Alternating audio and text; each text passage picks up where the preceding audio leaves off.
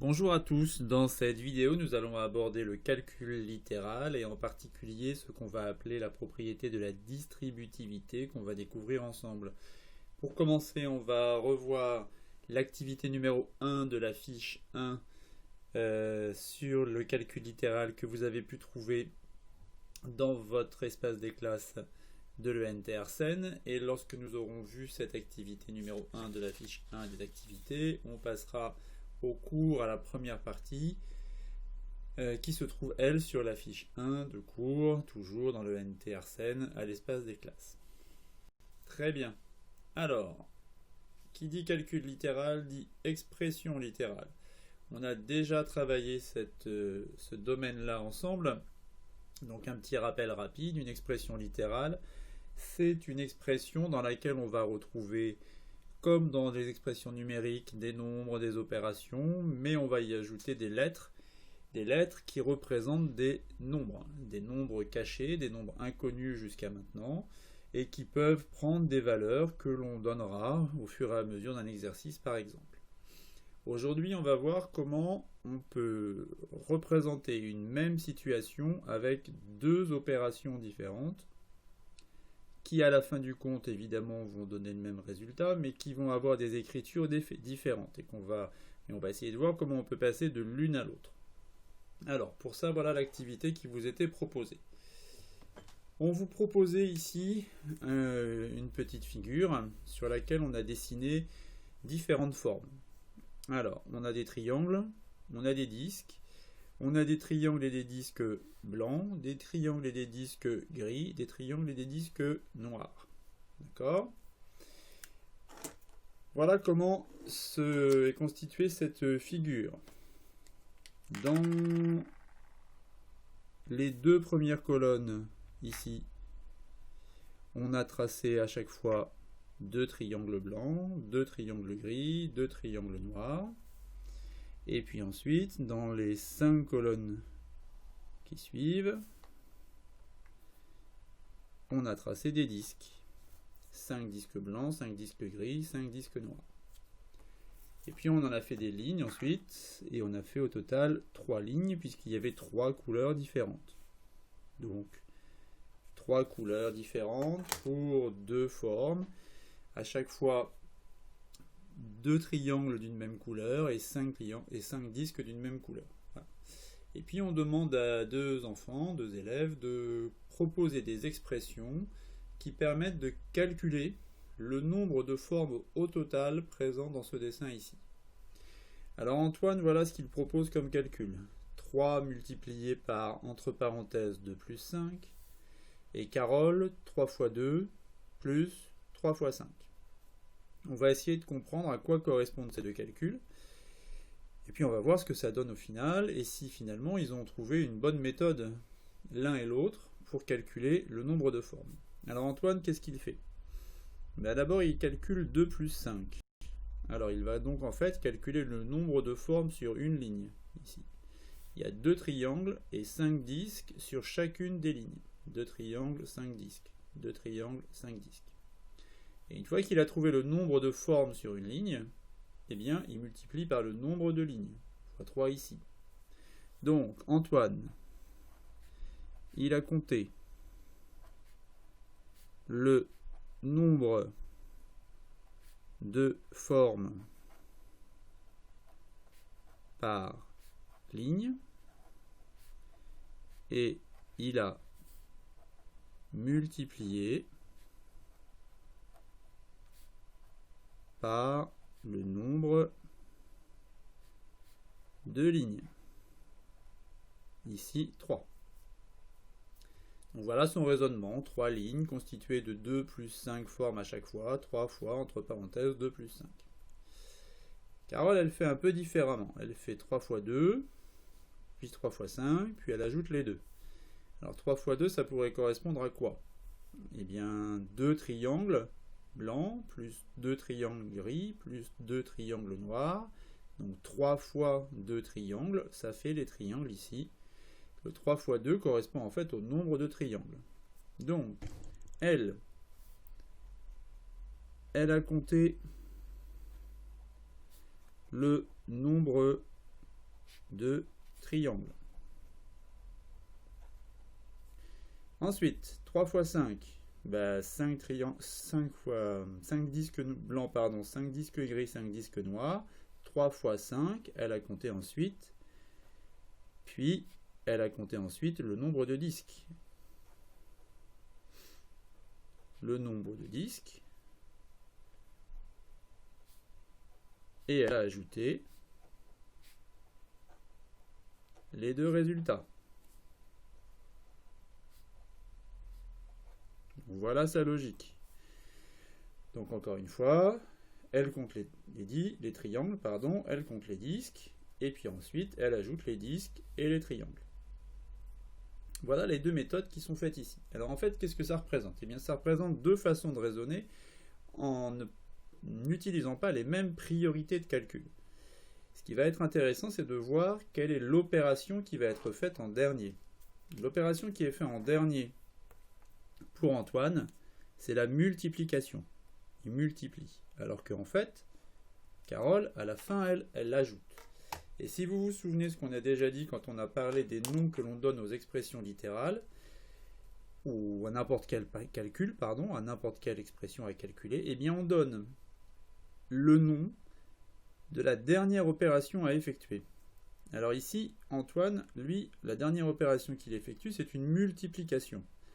Or, le résultat d'une multiplication, c'est un... Tout à fait, vous avez raison, c'est un produit. Donc l'expression proposée par Antoine, c'est un produit. Et l'expression proposée par Carole, comme l'opération qu'elle fera en dernier, c'est une addition, elle ajoute, c'est le résultat d'une addition, c'est-à-dire une somme. Donc voilà deux méthodes différentes, soit par un produit, soit par une somme. Et on va voir maintenant si les deux enfants ont trouvé la même chose. Pour ça, on va faire les calculs en respectant les priorités. Alors, on rappelle que dans le calcul ici, la priorité, elle se trouve au niveau des parenthèses. Donc l'addition 2 plus 5, qui donne une somme égale à 7. 3 fois 7 égale 21. Antoine trouve 21 formes. L'opération proposée par Carole, ici, on fait d'abord les multiplications, qui sont prioritaires puisqu'il n'y a pas de parenthèse. 3 fois 2, 6. Plus 3 fois 5, 15. 6 plus 15, 21. Obtiennent-ils le même résultat? Ben oui, heureusement. Et donc, qu'est-ce qu'on peut dire? Eh bien, on peut dire la chose suivante. Que 3 fois, entre parenthèses, 2 plus 5, calcul proposé par Antoine, est égal à 3 fois 2 plus 3 fois 5. Donc voilà deux façons de calculer.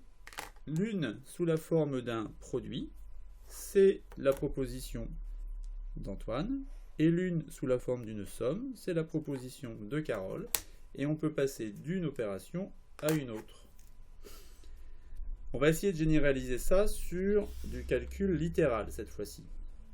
Alors pour ça, pour le calcul littéral, on va reprendre exactement les mêmes formes, mais cette fois-ci, on ne va plus dire qu'il y a 2 triangles et 5 disques, on va dire qu'il y a A triangles. Alors les petits pointillés ici, ils veulent dire que c'est plein de triangles, mais je ne sais pas combien il y en a.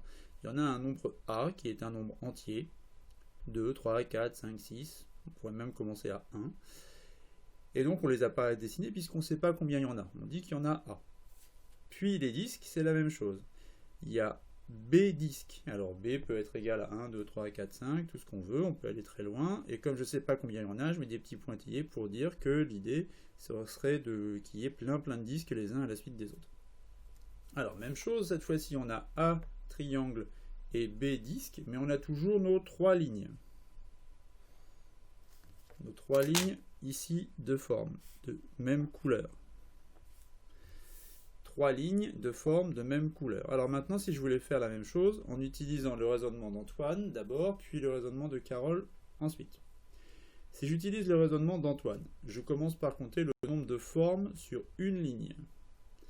Sur une ligne, il y a A triangle et B disque. Donc il y a A plus B formes. Et comme il y a 3 lignes au total, eh bien je multiplie ce résultat par 3. Si on utilisait le raisonnement proposé par Carole, on compterait d'abord le nombre de triangles.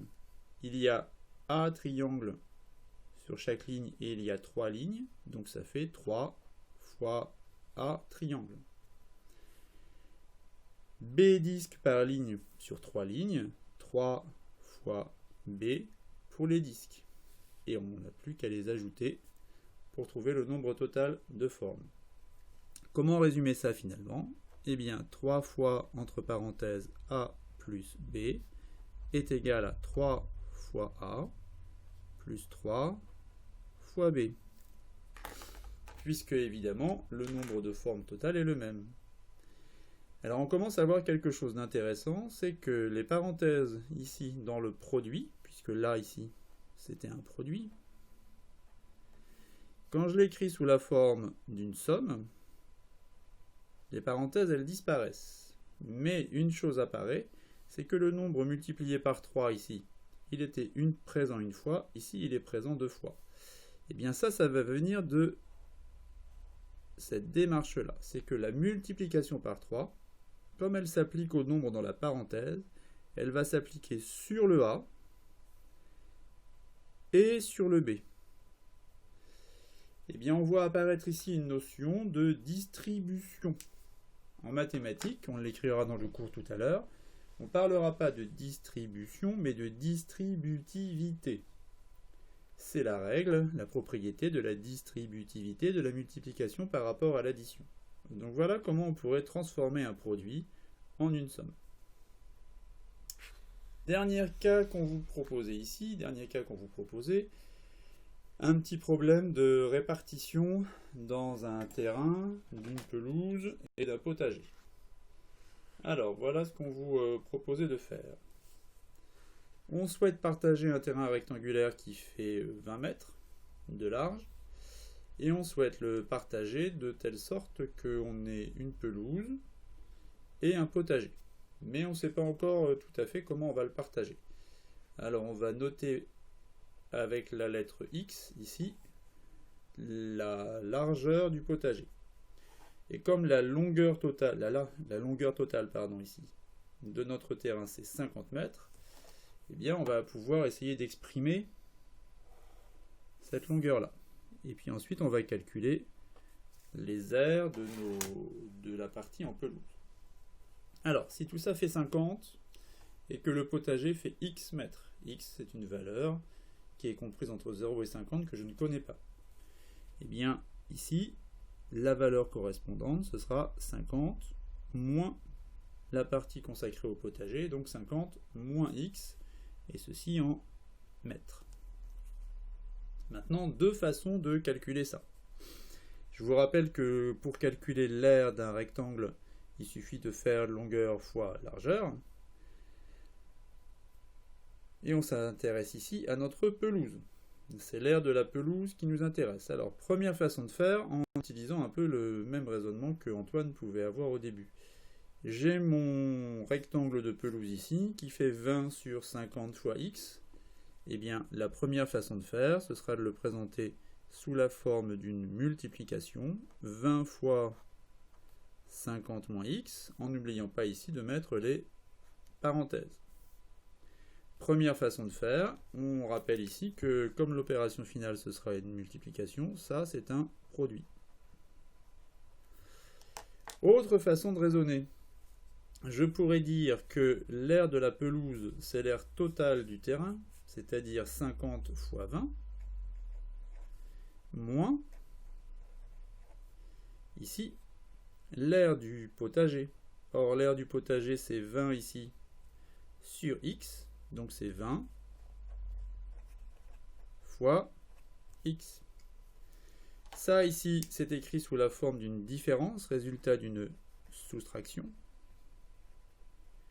Donc deux façons différentes de calculer qui évidemment sont égales et qui rejoignent ce qu'on a dit tout à l'heure en fait. Quand on a des parenthèses avec à l'intérieur ici une soustraction et qu'on a une multiplication devant, eh bien cette multiplication elle va se distribuer sur les deux termes qui sont à l'intérieur de la parenthèse, ce qu'on appelle la distributivité. Et ce moins ici va se retrouver dans notre calcul. 20 fois 50, là j'ai écrit 50 fois 20 mais c'est la même chose, et 20 fois x ici. Donc voilà comment je peux transformer un produit en une différence. On va voir maintenant comment on peut traduire ça dans le cours avec des formules.